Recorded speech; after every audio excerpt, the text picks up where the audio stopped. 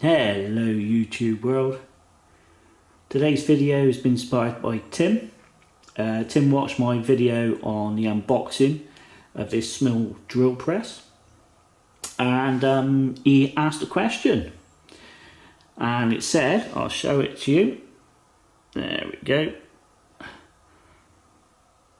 Hi, I have one of these and can't do force and a bits bigger than 3/4 of an inch. They are brand new, but it just stalls. Any idea what's wrong, Tim? Hopefully I can give a few tips to all of you people out there, and to you, Tim, in order to optimise a small drill press. The first thing you need to do is to adjust the belt. For what we're going to do today, we're going to use the Speed 1 580 RPM. And the only reason for that is I'm going to use quite a big drill bit that I wouldn't usually use in a small drill press like this, but I'm just trying to prove a point.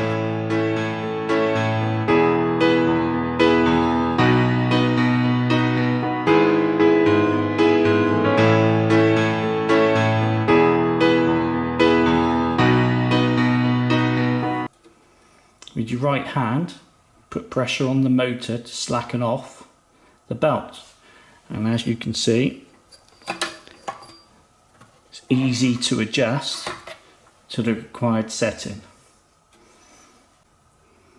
The next step is to apply pressure on the motor, and this will apply tension to the belt.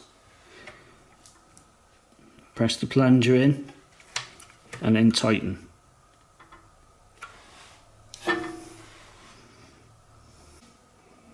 You should now have a reasonable degree of tension on the drive belt.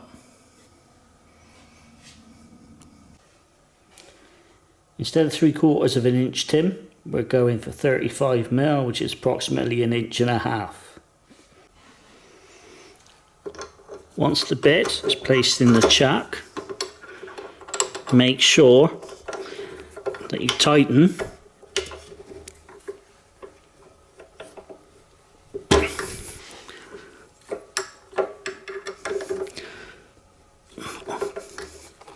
all 3 points on the chuck key to make sure he's not going anywhere. To give this a proper test, we've got a reasonably substantial piece of roofing timber. Now, to stop our work moving around, we need to clamp it down.